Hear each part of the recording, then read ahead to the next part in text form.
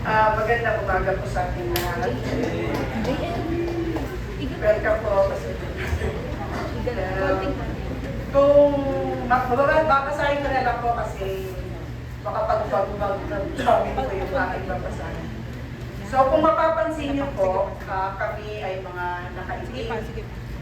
Nais ko lang ibahagi ang dahilan sa inyo. Kami po ay nagdesisyon magsuot ng itim para sa dalawa nating kapatid sa Diyos na nauna ng umuwi. Si Elder Mon at si Remy Ray. Ang silver lining naman po, kung mapapansin mo yung sapatos ng mga kababaihan at yung mga necktie is silver. Ito po ay nagre-remind us na lahat ng sitwasyon ay may silver lining.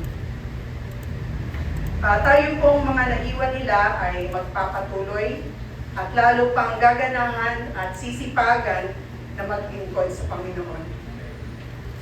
Sa aming pinakamamahal na Elder Mon at Remy Ray, isang mainit na pagpupugay at pasasalamat ang nais naming iparating sa inyo para sa mga taon ng tapat ninyong paglilingkod sa Panginoon. Ang inyong buhay ay isang malinaw na patotoo ng aming pananampalataya, pagsunod at dedikasyon sa ating mahal na Panginoong Jesucristo. Kuya Mon,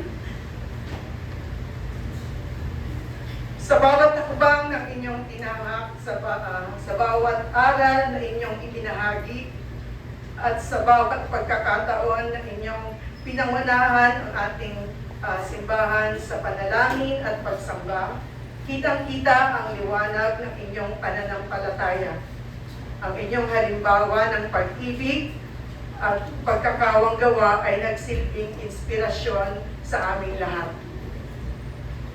Remy Ray, sa iyong walang sawang suporta sa pagsama sa bawat gawain, nakita namin ang huwarang pagsunod at serbisyo sa tunay na nagpapatunay ng iyong pagmamahal sa Panginoon. Ang iyong kabutihan at malasakit sa kapwa ay naging biyaya sa marami at isang makapangyarihan na patotoo ng pag-ibig ni Kristo na nasa iyo.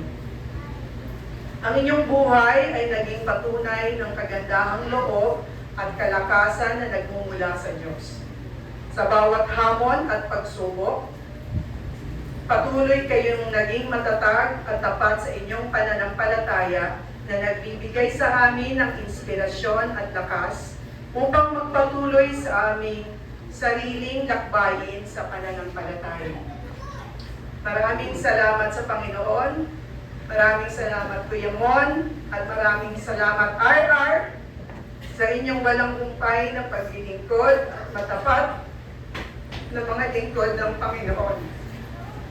Ang inyong halimbawa ay isang dakilang pamana at napatuloy namin dadalhin sa aming mga puso at isipan. Alam po natin nakakalungkot, no? Dapat masaya ang anniversary, pero hindi po mapigilan na mag-celebrate without remembering itong dalawang taong nagmarka sa aming mga puso, especially sa Juan. So, salamat po sa Panginoon sa kanilang buhay.